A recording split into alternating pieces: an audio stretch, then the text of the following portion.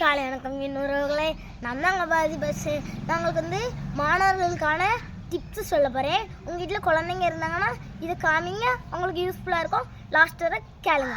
நம்ம முதல்ல காலையில் எழுந்திரிச்ச உடனே நல்லா ப்ரஷ் பண்ணுங்கள். ப்ரஷ் பண்ணி முடிச்சோடனே நீங்கள் படுத்த பாய், நீங்கள் படுத்த போர்வை எல்லாத்தையும் அடித்து மேலே வச்சுருங்க. உங்கள் அம்மாவுக்கு ஒரு ஹெல்ப்ஃபுல்லாக இருக்கும், நல்லா உதவி செஞ்ச மாதிரி இருக்கும். அடுத்து கடவுளை தேடுங்க. கடவுளை தேடி முடித்தோடனே காப்பி குடிக்கிறதுக்கு டீ குடிக்கிறதுக்கு முன்னாடி ஒரு டம்ளர் தண்ணி குடித்தோம்னா நம்ம உடம்புக்கு நல்லது.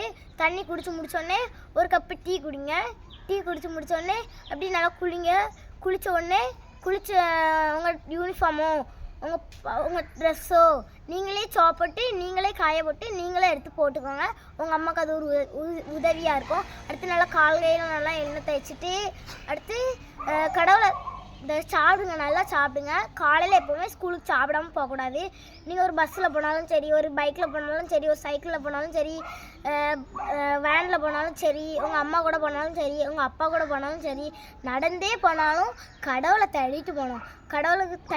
கடவுளே நாங்கள் போகும்போது எங்களை வரும்போது எங்களை பாதுகாத்துக்கொள்ளுங்க அப்படின்னு சொல்லி கேட்டுட்டு கடவுளை தேடிட்டு போங்க. இந்த வீடியோ உங்களுக்கு பிடிச்சிருந்தா ஒரு லைக் பண்ணுங்கள். பாய், நம்ம நாளைக்கு சந்திக்கலாம்.